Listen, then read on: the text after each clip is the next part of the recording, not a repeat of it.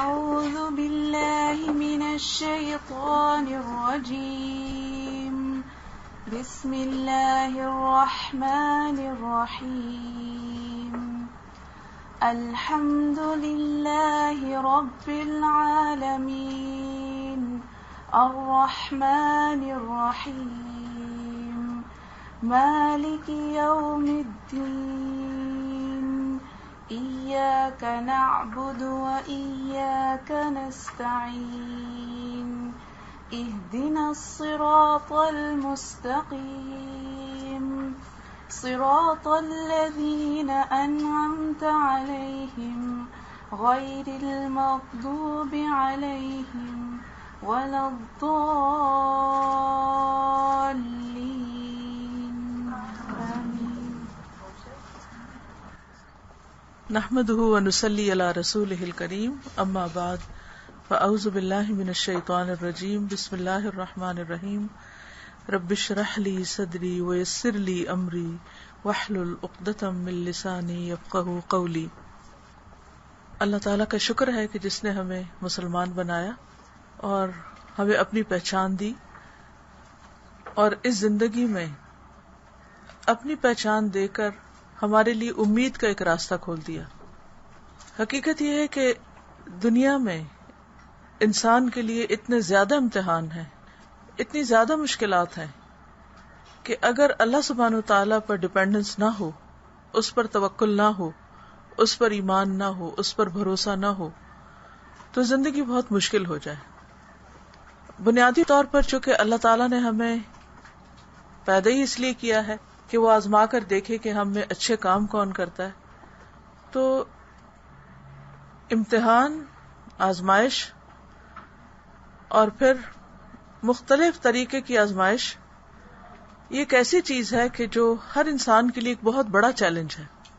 یہ ہو ہی نہیں سکتا کہ دنیا میں کوئی ایک انسان بھی ایسا ہو کہ جس کی زندگی میں کوئی مشکل نہ ہو، کوئی چیلنج نہ ہو، کوئی پریشانی نہ ہو، کوئی دکھ نہ ہو، کوئی درد نہ ہو. جو ہی انسان ہوش سنبھالتا ہے اس کا شعور جاگتا ہے، اور جتنا زیادہ اس کا کانشس، اس کا ضمیر، اس کا شعور، اس کا احساس کام کرتا ہے، جتنا زیادہ وہ سینسیٹیو ہوتا ہے، اتنا ہی زیادہ وہ دکھوں کو، تکلیفوں کو، پریشانیوں کو محسوس کرتا ہے، خواہ وہ اس کی اپنی ذات کے اندر ہو، خواہ وہ اس کے بچوں میں ہو، خواہ اس کے رشتہ داروں میں ہو، خواہ دنیا کے عام انسانوں میں ہو. کچھ لوگ کم محسوس کرتے ہیں، کچھ لوگ زیادہ محسوس کرتے ہیں، لیکن یہ نہیں ہوتا کہ کوئی شخص کسی بھی طرح کے غم یا خوف یا پریشانی سے دوچار نہ ہو. اللہ تعالی سب کو آزماتا ہے، ان کو بھی جن کا ایمان نہیں، ان کو بھی جن کا ایمان ہے. آزمائش سبھی کی ہے، ان کو بھی جو اس کے راستے پر ہیں اور ان کو بھی جو اس کے راستے پر نہیں ہیں. حتیٰ کہ پیغمبروں کو بھی اس نے آزمایا، اور پیغمبروں کی آزمائش عام لوگوں سے بھی بڑھ کر تھی. اس امتحان کا مقصد کیا ہے؟ اس امتحان کا مقصد یہ ہے کہ انسان کو اچھی طرح جان فرق کر دیکھا جائے کہ انسان واقعی ہے کیا. کیونکہ عام حالات میں، نارمل زندگی میں کسی بھی شخص کی پہچان نہیں ہوتی کہ کون کیسا ہے.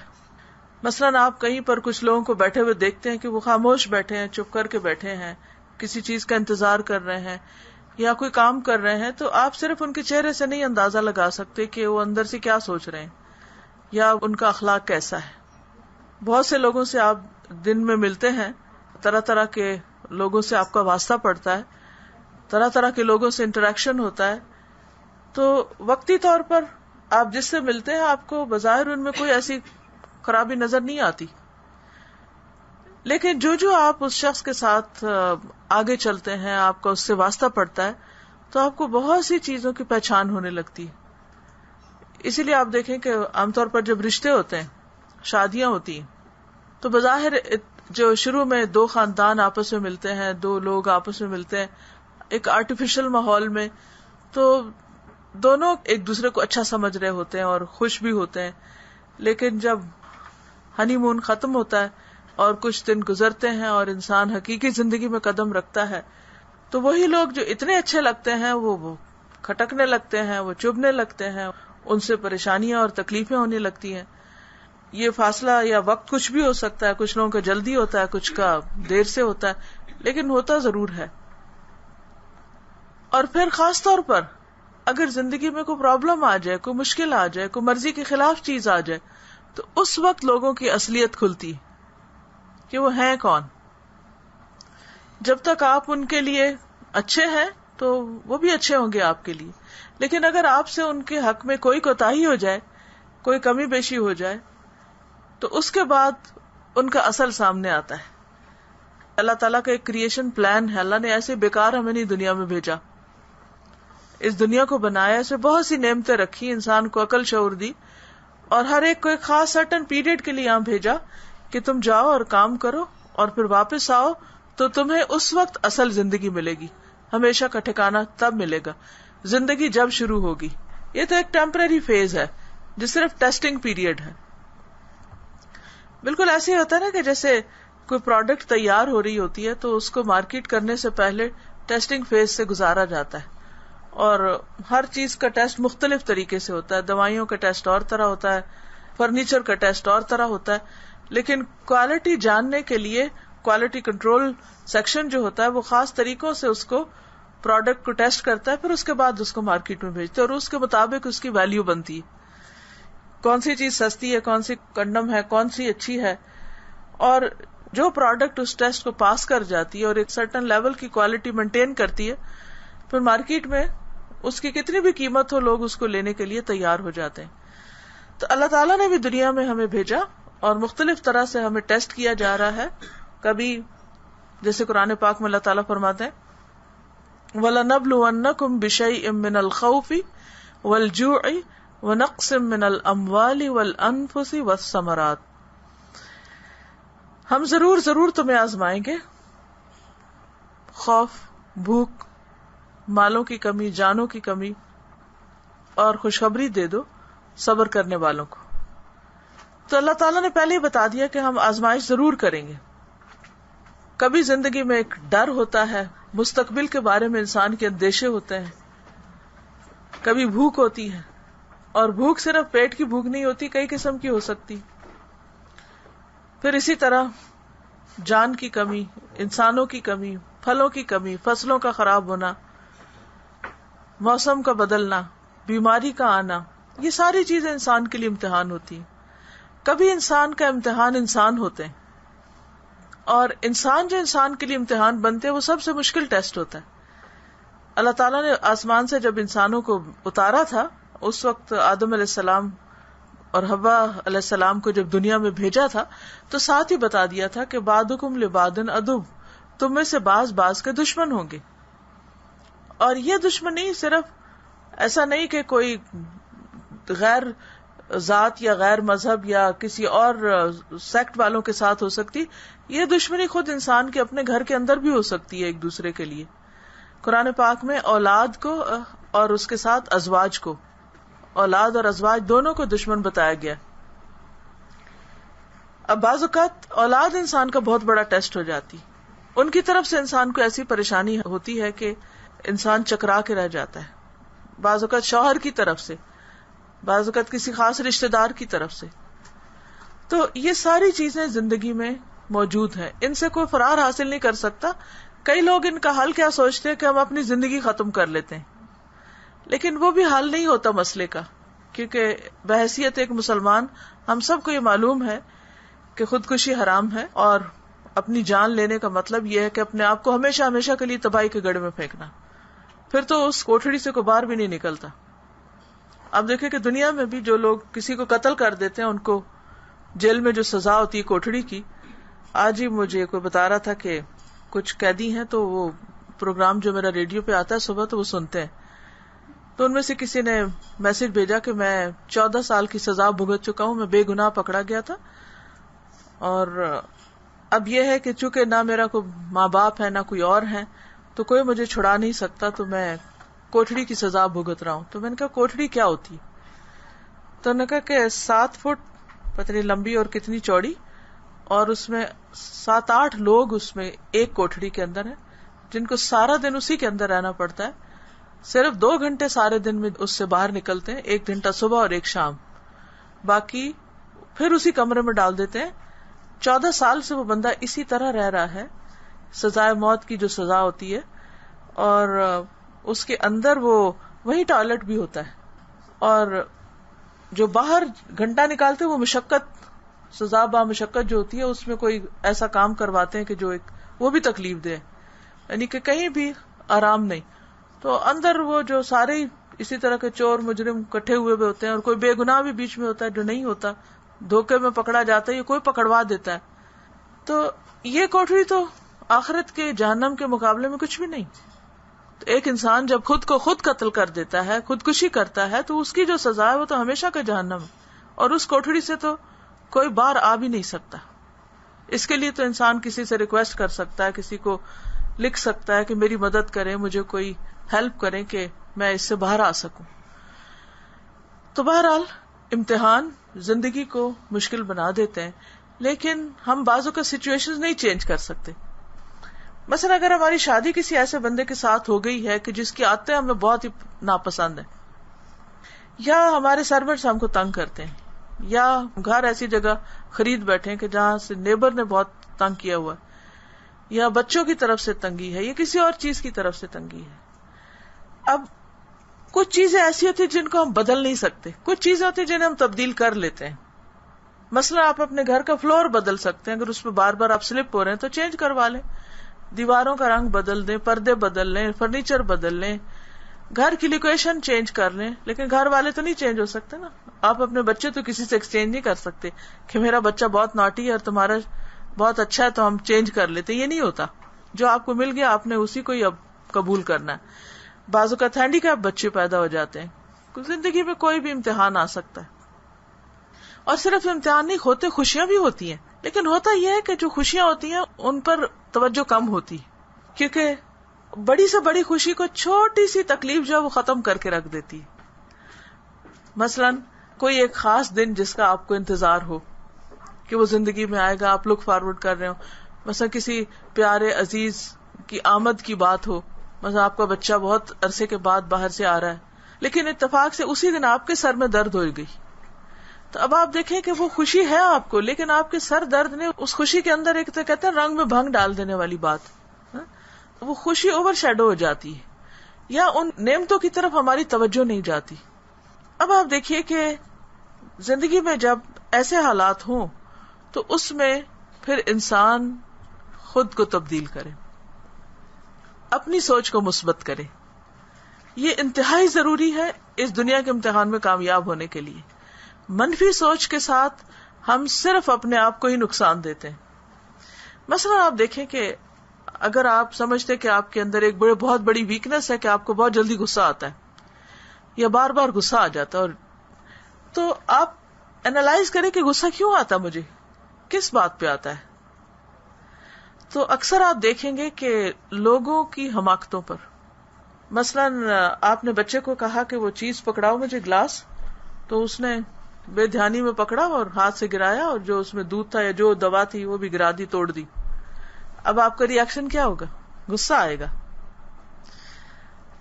اسی طرح بہت سی سچویشن جن میں آپ کو غصہ آتا ہے، اگر آپ ان کو تھوڑی دیر کے لیے رک کے سوچیں کہ کیوں مجھے غصہ آیا، تو بنیادی طور پر موسٹلی غصہ ہمیں دوسرے کی حماقت پر آتا ہے، سزا ہم اپنے آپ کو دیتے ہیں. لوگوں کی حماقتیں سزا کس کو دے رہے ہیں؟ غصہ کر کے اپنے آپ کو دے رہے ہیں.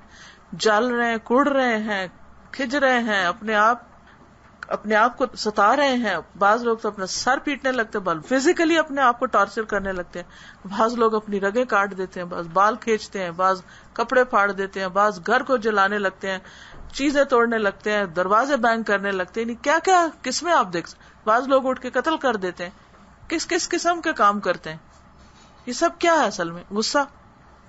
اور اگر انسان غور کرے تو کس بات میں غصہ کر رہا ہوں کہ جو دراصل کسی اور کی بے وقوفی ہے. تو اب ہمیں کرنا کیا ہے کہ اس کی بے وقوفی کو اسی تک رکھیں، اسے بند باندھے اس کے بیچ میں، کہ اس کا اثر میں نے اپنے تک نہیں آنے دینا.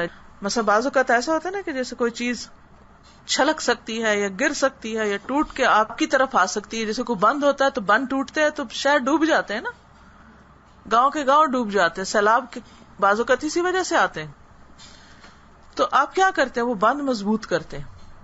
تو اسی طرح ہمیں کچھ اپنے گرد ایسا حصار کرنا ہے کہ لوگوں کی بے وقوفیاں اور لوگوں کی حماقتیں اور لوگوں کے غلط کام ہمارا حصار توڑ کے ہم پر اتنا اثر انداز نہ ہو کہ وہ ہمیں ڈبو کے رکھ دیں, ہماری دنیا یا آخرت خراب کر کے رکھ دیں. تو بہت ضروری ہے کہ نمبر 1 ہم اپنی سوچ کو مثبت کریں, نمبر 2 اپنے آس پاس کے ارد گرد کے بند کو مضبوط کریں. لیکن سوال یہ پیدا ہوتا ہے کہ یہ کیسے کریں. مثبت سوچ اس وقت ہوتی ہے جب ہمارا ماحول مثبت ہوتا ہے. ماحول تو ہے ہی نہیں مثبت, وہاں سے تو نہیں ملے گی. لہذا ایسے دوست کی ضرورت ہے آپ کو, ایسی کمپنی کی ضرورت ہے, ایسے لوگوں کی ضرورت ہے جن کی سوچ مثبت ہے. دیکھیے جن لوگوں کی سوچ نیگیٹو ہوتی ہے نا, ہر چیز میں کوئی الٹا مین میخ نکال لیتے ہیں. مثلا وہ کسی نے کہا تھا نا کہ آٹا گوندتے ہوئے ہلتی کیوں, ہلو بھی نہیں, آٹا گوندو مگر ہلو نہیں. تو بعض لوگوں کی یہ ڈیمانڈز ہوتی ہیں کہ ہر چیز پرفیکٹ ان کی مرضی کے مطابق ہونی چاہیے, ورنہ وہ آپ کو جینا دوبر کر دیں گے. تو ایسے میں انسان ایسے لوگوں سے تھوڑا سا وقفہ لے کے اس ماحول کو تھوڑا چینج کرے, ایسے لوگوں کی مجلس میں بیٹھے, ایسی کمپنی میں بیٹھے کہ جو آپ کی سوچ کو نیچے سے اٹھا کے اوپر لے جائیں, کسی اور طرف مبذول کر دیں. ہماری سوچ کیسے کام کرتی ہے؟ جب ہم کوئی چیز دیکھتے ہیں تو اس کے مطابق سوچنے لگتے ہیں. ہم کوئی بات سنتے ہیں تو وہ ہماری سوچ پہ اثر انداز ہوتی ہے. ہم لوگوں سے بات چیت کرتے ہیں تو لوگوں کی باتیں جو ہیں وہ ہمارے اوپر اثر انداز ہوتی ہیں. تو اگر آپ اچھی چیزیں سن رہے ہیں, اچھے لوگوں کو دیکھ رہے ہیں, اچھے لوگوں کے ساتھ اٹھ بیٹھ رہے ہیں, تو اس کا فائدہ کیا ہوگا کہ اس سے آپ کو خوشی نصیب ہوگی, ایک سکون ہوگا, اور ان کی کمپنی آپ کے اوپر ایسے اثرات ڈالے گی کہ جس سے آپ کی سوچ مثبت ہوگی. اب آپ منفی سوچ سے ہی کہہ سکتے نہیں دنیا میں ایسے لوگ ہیں ہی نہیں. بلیو می ایسے لوگ ہیں, لیکن ہمیں نہیں پتا ہوتا کہ ایسے لوگ ہیں. اگر ہم کوشش کر کے ایسے لوگوں کو ڈھونڈیں, ان کے بیچ میں بیٹھیں, پھر علم کی مجلسوں میں بیٹھیں, اچھی کتابیں پڑھیں, کامیاب لوگوں کے حالات پڑھیں جن میں نمبر 1 نبی صلی اللہ علیہ وسلم ہے, آپ کی سیرت کا مطالعہ کریں, تو آپ دیکھیں گے کہ حیرت ہوتی ہے کہ آپ صلی اللہ علیہ وسلم ہر مشکل وقت میں, ہر تکلیف دہ صورتحال میں, ہر ناپسندیدہ ترین صورتحال میں ایک اتنا اچھا پہلو نکال لیتے ہیں کہ انسان حیران ہو جاتا ہے کہ اچھا یہ بھی کیا جا سکتا تھا اور یہ بھی سوچا جا سکتا تھا اس موقع پر. اور وہ سارے کا سارا کیا ہے, دراصل انسانوں کی سوچ کو درست کرنا, انسانوں کی سوچ کو صحیح رستے پہ لگانا, کیونکہ آپ رحمت بن کر آئے تھے. اور حقیقی معنوں میں جن لوگوں نے آپ کی کمپنی سے فائدہ اٹھایا ان کی زندگی میں واقعی رحمت آئی, دنیا میں بھی آئی اور آخرت کی بھی رحمت. پھر آپ دیکھیے کہ یہ جو حصار ہے یہ اللہ کی مدد کا ہوتا ہے. مثلا آپ ذکر کرتے ہیں تو حدیث میں آتا ہے کہ جب بندہ ذکر کرتا ہے تو وہ شیطان سے بچ کر ایک محفوظ قلعے میں آ جاتا ہے. ایک تو فورٹ ہوتا ہے, ایک قلعہ ہوتا ہے جو ویزیبل ہوتا ہے, جس میں آپ دشمن سے بچنے کے لیے اندر چلے جاتے ہیں, اپنے آپ کو بند کر لیتے ہیں اور محفوظ ہو جاتے ہیں. اور ایک ہے انویزیبل فورٹ جو اللہ کے ذکر سے نصیب ہوتا ہے, کہ جس کے ساتھ ہی آپ کے ارد گرد ایسا حصار ہو جاتا ہے اور آپ کو ایسی اسٹرینتھ ملتی ہے کہ بہت ساری چیزیں آپ کے اوپر اثر انداز ہی نہیں ہوتی. اسی لیے قرآن پاک میں آتا ہے کہ الا بذکر اللہ تطمئن القلوب, کہ سنو اللہ کے ذکر سے دلوں کو اطمینان نصیب ہوتا ہے. وہ اطمینان, وہ سکون, وہ خوشی, چیزیں تو وہی ہیں, لوگ بھی وہی ہیں, لیکن میرا دل کیوں مطمئن ہے, کیونکہ میں نے اپنے ارد گرد ایک حصار قائم کر لیا.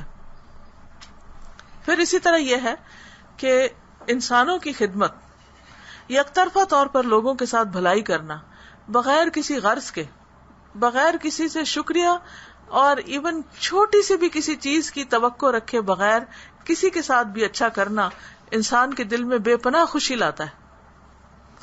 اس لیے انسان اپنے وقت کا کچھ نہ کچھ حصہ بیماروں کی عیادت, ایسے لوگ جو زندگی کی بنیادی سہولتوں سے محروم ہیں ان کی مدد, ان کی خدمت, ان کے لیے زندگی کی کسی بھی چھوٹی سی خوشی کا انتظام کرنے میں ضرور استعمال کرے.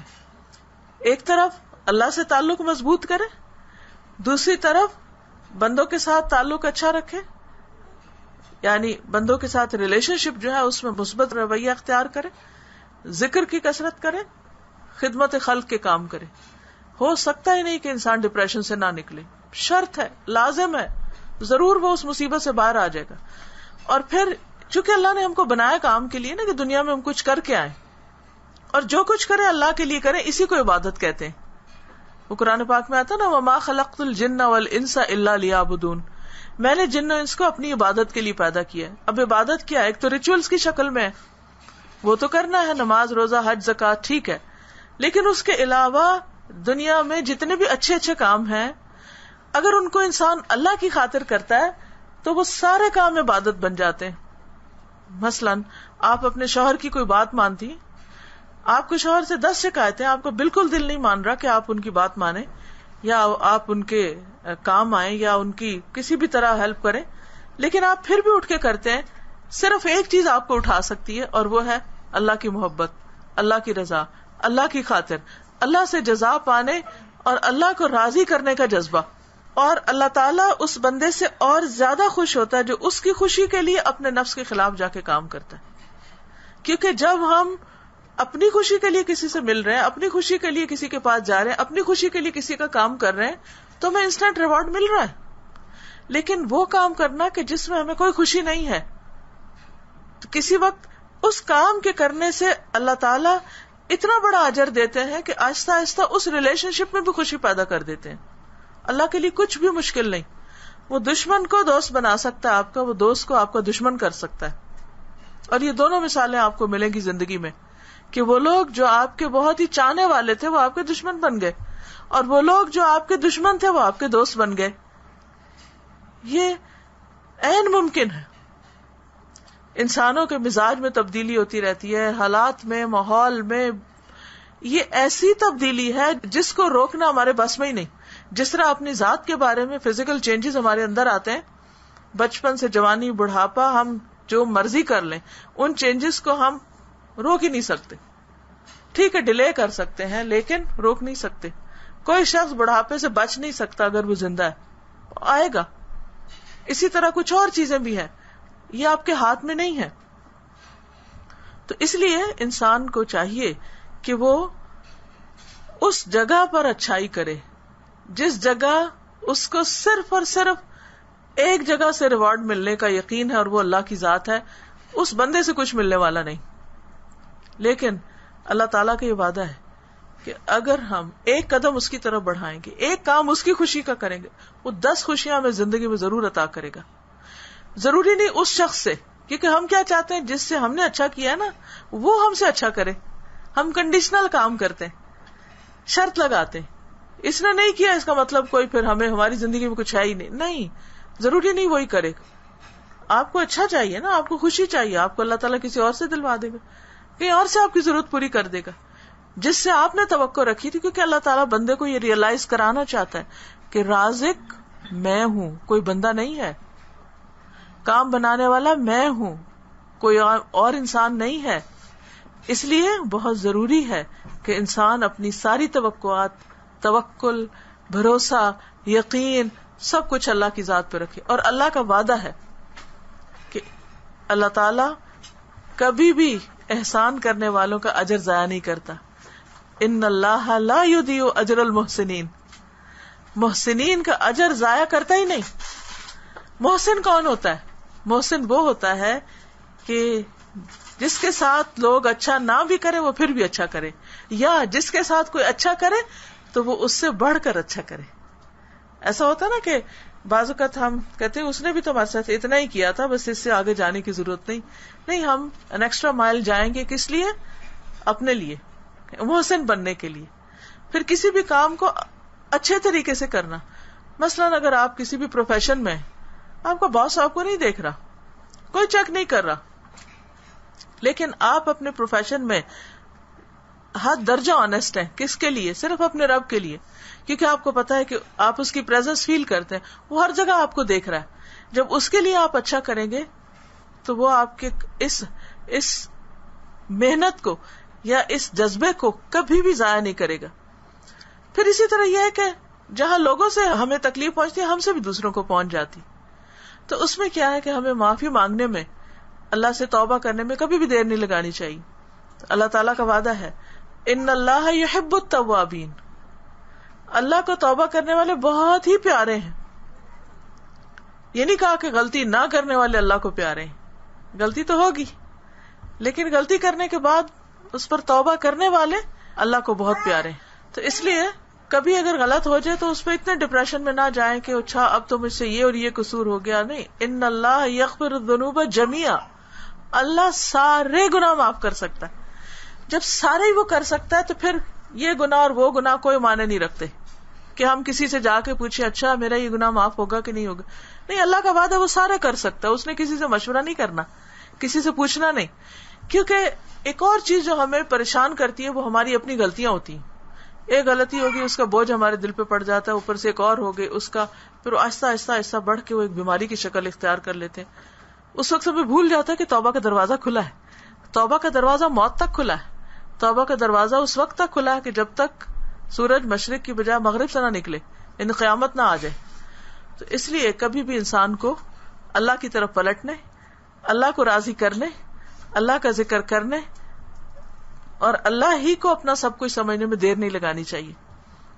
کیونکہ ہم اس کے بندے ہیں. دنیا میں جتنے بھی انسان ہیں نا، ان سے ہمارا ریلیشن شپ سیکنڈری ہے.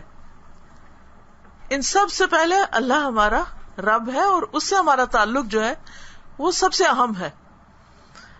بندوں کے ساتھ ہم ایک لمیٹڈ پیریڈ کے لیے، مثلا ماں باپ کے ساتھ آپ رہے ایک سرٹن لمٹ تک، ایج کی لمٹ تک، مثلا 20 سال 25 سال، شادی ہو گئی، ماں باپ چھٹ گئے، بہن بھائی چھٹ گئے، کوئی کہاں بیٹھا کوئی کہاں بیٹھا، ختم، چیپٹر کلوز. ہسبینڈ کے ساتھ بھی کوئی پتہ نہیں کس نے پہلے جانا ہے. ایک سرٹن ایج، ایک سرٹن حد ہے نا اس کی بھی. کوئی 20 ایئر ساتھ رہتے ہیں، کوئی 50 تک بھی رہتے ہیں، کوئی اس سے بھی زیادہ رہتے ہیں، کوئی کم رہتے ہیں، پھر وہاں وہ بھی ختم ہو جانا ہے. بچے ہیں تو آپ دیکھیں ہم کتنا بھی ان سے پیار کریں، انہوں نے اپنے گھر جانا ہے، بچیوں نے اپنے گھر جانا ہے، بیٹوں نے اپنی راہ لینی ہے، پھر کون ہے ہمارا؟ اور اگر زندگی میں یہ سارے ہمارے ساتھ بھی رہیں تو بھی مر کے تو اکیلے ہی جانا نا اپنی قبر میں، کوئی ساتھ نہیں جائے گا. پھر کرنا کیا ہے؟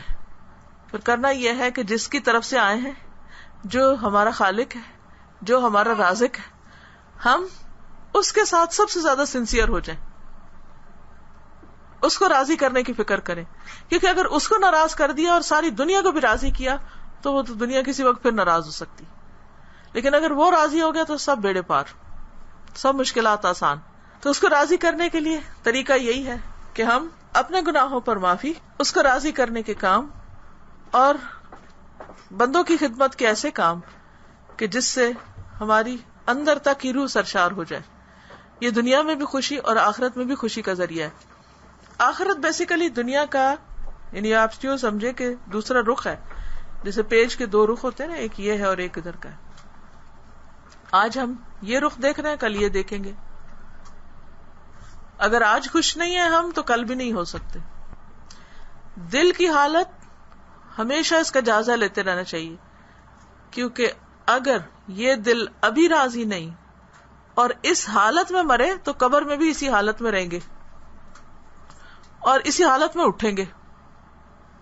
وہاں جا کے اس نے ٹھیک کوئی نہیں ہونا. اس لیے ضروری ہے کہ اس کو یہیں پر ہی ٹھیک کر لیا جائے. ہر وہ چیز جو ضمیر پہ بوجھ ہے اس کو اٹھا کے ایک طرف رکھے، اس کو چھوڑ دیں، اس سے باہر نکل آئیں اور ایک بریو سٹیپ لے کر ان سب کاموں کو چھوڑنے کی کوشش کریں جو اللہ کو ناراض کرتے ہیں، اور ان کاموں کی طرف دوڑیں جو اللہ کو راضی کرنے والے ہیں. اتفاق کی بات یہ کہ ایک سال 1.5 سے یہ گیدرنگ جو پلان ہو رہی تھی، کئی دفعہ سوچا، کئی دفعہ بات رہ گئی، لیکن اللہ تعالیٰ نے بہت ہی بابرکت عشرے میں موقع دیا بات کرنے کا آپ سے. تو جیسے رمضان کی آخری 10 راتیں بہت بابرکت ہیں، اسی طرح یہ 10 دن ذوالحج کے پہلا عشرہ بہت بابرکت ہے. حدیث میں آتا ہے کہ افضل ایام الدنیا ایام العشر. یہ 10 دن دنیا کے، ورلڈ کے سب سے بیسٹ دن ہے، سب سے بہترین دن ہے. عبادت کے اعتبار سے، نیک کام کرنے کے اعتبار سے. حدیث میں آتا ہے کسی بھی دن کیا ہوا عمل اللہ تعالیٰ کو ان 10 دنوں میں کیے ہوئے عمل سے زیادہ محبوب نہیں. صحابہ نے پوچھا اے اللہ کے رسول صلی اللہ علیہ وسلم جہاد فی سبیل اللہ بھی نہیں؟ آپ نے فرمایا وہ بھی نہیں، ہاں مگر جو شخص اپنی جان و مال کے ساتھ نکلے اور کچھ واپس لے کے نہ آئے، یعنی ہر چیز اس کی چلی جائے. اسی طرح ایک اور حدیث میں بھی آتا ہے کوئی دن اللہ تعالیٰ کے ہاں ان 10 دنوں سے زیادہ عظمت والا نہیں، نہ ہی کسی دن کا عمل اللہ تعالیٰ کو ان 10 دنوں کے عمل سے زیادہ محبوب ہے. پس تم ان 10 دنوں میں کثرت سے لا الہ الا اللہ، اللہ اکبر اور الحمدللہ پڑھو. تو یہ جو تسبیح ہے لا الہ الا اللہ، اللہ اکبر اور الحمدللہ، اس کو زیادہ سے زیادہ پڑھنا چاہیے. یعنی سب سے بہترین ذکر ان دنوں کا. اب اس کی کوئی خاصیت ہوگی، کوئی وجہ ہوگی تو ہمیں خاص طور پر یہ سکھایا گیا. ذکر میں تو استغفار بھی ہے، درود شریف بھی ہے، اور بھی بہت ساری چیزیں، لیکن خاص طور پر اس کا ذکر کرنا انشاءاللہ دل کو بہت سکون دے گا. لا الہ الا اللہ کی تسبیح، اور اگر تھوڑی سی اونچی آواز میں کرتے جانا لا الہ الا اللہ لا الہ الا اللہ لا الہ الا اللہ، تو آپ دیکھیں گے تھوڑی ہی دیر کے بعد آپ کے دل کی کیفیت تبدیل ہونے لگے گی. پھر اسی طرح اللہ تعالیٰ کو حمادون جو ہے وہ بہت پسند ہے. حمادون کے ہیں جو اللہ کی بہت زیادہ تعریف کرتے ہیں، ہر چیز پر الحمدللہ کہتے ہیں کہ تعریف اللہ کے لیے، تعریف اللہ کے لیے. کوئی ان کی تعریف کرے، ان کے کسی کام کو اپریشیٹ کرے تو فوراً کہتے ہیں تعریف اللہ کے لیے، الحمدللہ یہ نہیں کہتے ہیں. تو ان دنوں میں 9 ذی الحج کا دن، عرفہ کا دن بہت ہی عمدہ دن ہے، جس میں اللہ تعالیٰ سال بھر میں سب سے زیادہ اس دن لوگوں کو جہنم سے آزاد کرتے.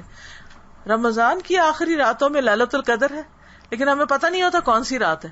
مگر ان 10 دنوں میں تو ہم کو بالکل پتا ہے کہ کون سا دن عرفہ کا. عرفہ کا دن وہ ہے جس دن حاجی میدان عرفات میں ہوتے ہیں. تو جس وقت وہ عرفات میں ہوتے ہیں ہمیں کیا کرنا چاہیے؟ ہم بھی ایک طرف بیٹھ کے، چھٹی ہوتی ہے عام طور پہ اس دن، تو ضرور کچھ نہ کچھ اللہ سے دعائیں مانگیں اور استغفار کریں کہ اللہ تعالیٰ آپ ان کو جہنم سے آزاد کریں، ہماری روح کو بھی اس سے آزاد کر دیں. پھر اسی طرح یہ ہے کہ ان دنوں کا سب سے بہترین عمل جو ہے صدقے میں وہ قربانی. روزہ عرفہ کا 9 تاریخ کا 2 سال کے گناہوں کی معافی کا ذریعہ ہے. اور اسی طرح ذکر، پھر نفل، پھر عید کی تیاری، اور وہ 10واں دن ہے عید کا جس میں قربانی جو ہے وہ خاص عمل ہے. اس دن قربانی سے زیادہ کوئی صدقہ اللہ کو پیارا نہیں ہے، کوئی اور نیک عمل. یعنی جتنا زیادہ اس دن انسان خون بہا کے قربانی کرتا ہے، یعنی جان کا صدقہ دیتا ہے، اس سے زیادہ کوئی اور کام بھی انسان کرتا رہے تو ان کی اتنی ویلیو نہیں جتنی اس دن قربانی کرنے کی ویلیو ہے. پھر اسی طرح کہ عید کے دن انسان کو خوش ہونا چاہیے، اچھے کپڑے پہننے چاہیے، تکبیرات پڑھنی چاہیے. پھر عید الاضحیٰ میں نماز سے پہلے کچھ کھانا نہیں چاہیے. ویسے تو ان 9 دنوں کے بھی روزے رکھنے چاہیے، قضا روزے اگر رہتے ہیں تو ان دنوں میں رکھنے کا کہیں زیادہ اجر و ثواب ہوگا. لیکن اس کے علاوہ بھی ہے کہ عید کے دن تو روزہ نہیں ہوگا، مگر جس وقت تک آپ قربانی نہیں کرتے یا عید پڑھنے نہیں جاتے، عید پڑھنے کے بعد آپ کچھ کھائیں گے. پھر باہم ایک دوسرے سے میل ملاقات، رشتہ داروں سے میل ملاقات. پھر جو قربانی ہے اس کو خالص اللہ کی رضا کے لیے کرنا چاہیے، اللہ کو خوش کرنے کے لیے اور تقوی حاصل کرنے کے لیے، کیونکہ قرآن پاک میں آتا ہے کہ لن ینال اللہ لحومها ولا دماؤها ولکن ینالہ التقوی منکم.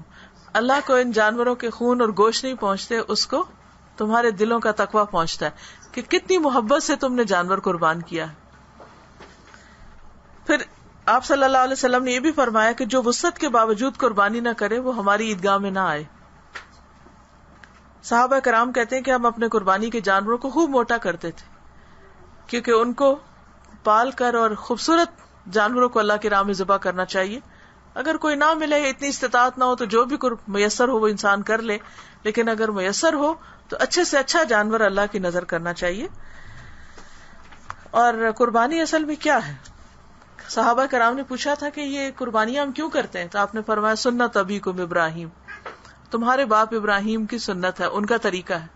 تو انہوں نے تو اللہ کے راستے میں اپنے بیٹے کی قربانی کی تھی، لیکن اللہ تعالیٰ نے اس کے بدلے میں پھر باقی سب کے اوپر بکرے یا مینڈے یا جو بھی چیز ہے اس کی قربانی کو سنت قرار دیا کہ سنت ابیکم ابراہیم.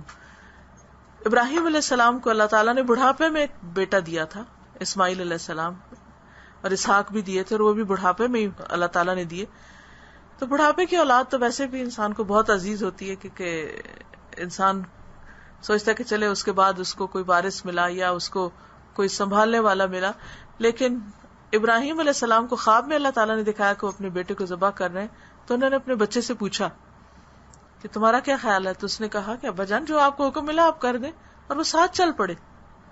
اب آپ دیکھیں کہ مکہ میں تھے، وہ چلتے چلتے چلتے مینا آئے. آپ میں سے اگر کسی نے پیدل حج کیا ہو تو اس کو پتا ہوگا کہ مکہ سے مینا کئی میل دور ہے، اور یہ سارا راستہ چلتے چلتے چلتے وہاں پہنچے. اور اسماعیل علیہ السلام کو یہ پتا تھا کہ باپ مجھے چھری لے کے ساتھ مجھے ذبح کرنے کے لیے جا رہے ہیں کہیں. تو انہوں نے کہا کہ ٹھیک ہے. آپ سوچیے اگر ہمیں کوئی اس طرح پکڑ کے لے چلے تو ہمارا حال کیا ہوگا؟ ہم شاید ہاتھ چڑھا کے بھاگ جائے. اور پھر ابراہیم علیہ السلام نے بیٹے کو الٹا لٹا بھی دیا اور اپنی آنکھوں پہ پٹی باندھ لی اور چھری پھیر دی، لیکن اللہ تعالیٰ نے وہ اس بچے کو بچا لیا اور اس کی جگہ دوسری قربانی آ گئی. بہت شدید امتحان تھا ابراہیم علیہ السلام کا. ہم میں سے کبھی کسی کا ایسا امتحان نہیں ہوا کہ اپنے ہاتھ سے اپنے بچے کے گلے پہ چھری پھیرے. لیکن اس میں ابراہیم علیہ السلام کا بڑا زبردست کردار بحیثیت باپ بھی نظر آتا ہے کہ انہوں نے حکم اللہ کا تھا لیکن بیٹے سے مشورہ کیا کہ تم کیا کہتے ہو. تو اس سے پتہ چلتا ہے کہ والدین کو چاہیے کہ اپنی جوان اولاد سے مشورہ کریں. تو یہ ساری چیزیں جو ہیں یہ انسان کے اندر جب قربانی کا ایک جذبہ آتا ہے تو یہ صرف ریچول نہیں ہے کہ سال میں ایک دفعہ ہم نے بکرا ذبح کر دیا اور بات ختم. اس کا ایک بہت امپیکٹ ہوتا ہے ہماری شخصیت کے اوپر، خاص طور پر اگر جیسے کہا گیا نا کہ قربانی ہو رہی تو پاس کھڑے ہو. جب ہم اس جانور کو قربان ہوتے ہوئے دیکھتے ہیں تو وہ ایک اندر کی عجیب حالت ہوتی ہے. اور پھر کس طرح وہ جانور کی جان اللہ کے راستے میں چلی جاتی ہے. وہ بھی ایک جان ہے، ہماری بھی ایک جان ہے، اور یہ اللہ ہی نے ہمارے اندر روح ڈالی، اور یہ ساری نعمتیں بھی اللہ ہی نے ہم کو دی. اور اللہ کے حکم سے اللہ کی اطاعت میں جان بھی جائے تو کوئی بڑی بات نہیں ہے. ہم اس سے چھوٹی چھوٹی چیزیں کیوں نہیں قربان کر سکتے؟ کبھی اپنی انا کو قربان کر دیں، کبھی اپنی ضد کو قربان کر دیں، کبھی اپنے انتقام کے جذبے کو قربان کر دیں، دوسروں کو معاف کر دیں، چھوٹی چھوٹی باتوں کو بھلانے کی کوشش کریں. تو اللہ کا حکم جب آ جاتا ہے تو بندے کے اوپر لازم یہی ہے اور عبادت یہی ہے کہ پھر اپنی مرضی کو قربان کر دے، خود پیچھے اپنی مرضی اور اللہ کا حکم آگے. جو بندہ یہ ثبوت دے دیتا اپنا فیتھ فل ہونے کا، یہی فیتھ ہے، اپنے فیتھ فل ہونے کا جو ثبوت دے دیتا ہے کہ میں اللہ کے راہ میں کچھ بھی دے سکتا ہوں اور مجھے اس پہ کوئی ملال نہیں، میں خوشی سے دے رہا ہوں، تو قیامت کے دن اللہ تعالیٰ اس کا استقبال کریں گے اور اس کو خوش کر دیں گے. صحابہ کرام کے بارے میں قرآن مجید میں اسی لیے 2 بار آتا ہے رضی اللہ عنہم ورضوا عنہ. اللہ ان سے راضی ہو گیا، وہ اللہ سے راضی ہو گئے. تو اللہ تعالیٰ سے دعا ہے کہ اللہ تعالیٰ ہم سے بھی راضی ہو جائے. یاد رہے کہ ان دنوں کا عمل کئی گنا ہے اجر و ثواب میں. تو اس میں مثلا اول وقت میں نمازوں کی عادت ڈالیں، نماز کی کوالٹی کو اچھا کرنے کی کوشش کریں، نوافل پڑھیں، تہجد کی کوشش کریں. اسی طرح اگر زکوٰۃ ادا نہیں کی تو وہ ادا کرے تو کئی گنا زیادہ اجر ملے گا. پھر اسی طرح 9 ذی الحج کا روزہ رکھیں یا پیر اور جمعرات کا روزہ بھی رکھیں. پھر قرآن مجید کی تلاوت، ذکر اور دعا. اور اگر آپ نے قربانی کرنی ہے تو اپنے ناخن اور بال وغیرہ نہیں کاٹیں. اسی طرح اور بھی جو اچھا کام آپ کر سکتے ہیں، اگر آپ تکبیرات زبانی جانتے ہیں تو ضرور، ورنہ یہ ہے کہ ہر نماز کے بعد کم از کم 1 بار 2 بار 3 بار یہ تکبیریں ضرور پڑھ لیں، کیونکہ ان دنوں کا بہترین ذکر جو ہے یہ تکبیرات ہے. انشاءاللہ اس کی برکت سے آپ بہت سے اپنے اندر بھی تبدیلی محسوس کریں گے اور اوور آل بھی آپ اچھا محسوس کریں گے. ٹھیک ہے، میں دعا کر دوں پھر. سبحان اللہ والحمد للہ ولا الہ الا اللہ واللہ اکبر ولا حول ولا قوة الا باللہ العلی العظیم. اللہم صلی علی محمد وعلی آل محمد کما صلیت علی ابراہیم وعلی آل ابراہیم انک حمید مجید. اللہم بارک علی محمد وعلی آل محمد کما بارکت علی ابراہیم وعلی آل ابراہیم انک حمید مجید. ربنا آتنا فی الدنیا حسنۃ وفی الآخرۃ حسنۃ وقنا عذاب النار ربنا لا تزغ قلوبنا بعد إذ هديتنا وهب لنا من لدنك رحمة إنك أنت الوهاب ربنا هب لنا من أزواجنا وذرياتنا قرة أعين واجعلنا للمتقين إماما یا حی یا قیوم برحمتک نستغیث. یا اللہ پاک جو کچھ ہم نے سنا ہے پڑھا ہے تو اسے قبول فرما. اللہ ہمیں بہترین عمل کی توفیق عطا فرما. اللہ اس علم کو ہمارے خلاف حجت نہ بنانا. یا اللہ تمام بیماروں کو صحت عطا فرما. یا اللہ جتنی بہنیں آئی ہیں ان کے دلوں میں جو دعائیں ہیں نیک تمنائیں ہیں یا اللہ ان کو پورا فرما. جنہوں نے اس مجلس کا اہتمام کیا انہیں اس کی جزائے خیر عطا فرما. یا اللہ تو ہمیں اپنا پسندیدہ بندہ بنا لے, ہمارے دلوں میں اپنی محبت پیدا کر دے اور ہمیں دنیا جہان کے غموں سے آزاد کر دے. یا رب العالمین ہمیں نفس مطمئنہ عطا فرما تاکہ جب ہم تجھ سے ملیں تو ایسی پکار آئے کہ اے نفس مطمئنہ اپنے رب کی طرف واپس چلو, اس حال میں کہ رب تم سے راضی اور تم رب سے راضی ہو. یا اللہ تو ہمیں جنت الفردوس میں جگہ عطا فرمانا اور جہنم کی آگ سے محفوظ رکھنا. ہمارے بچوں کو ہدایت دینا اور ہماری نسلوں میں ایمان باقی رکھنا. یا اللہ تو ہماری تمام مشکلات کو آسان فرما دے. ربنا تقبل منا انک انت السمیع العلیم وتب علینا انک انت التواب الرحیم. وصلی اللہ تعالی علی خیر خلقہ محمد وعلی آلہ واصحابہ واہل بیتہ اجمعین برحمتک یا ارحم الراحمین. الہی آمین.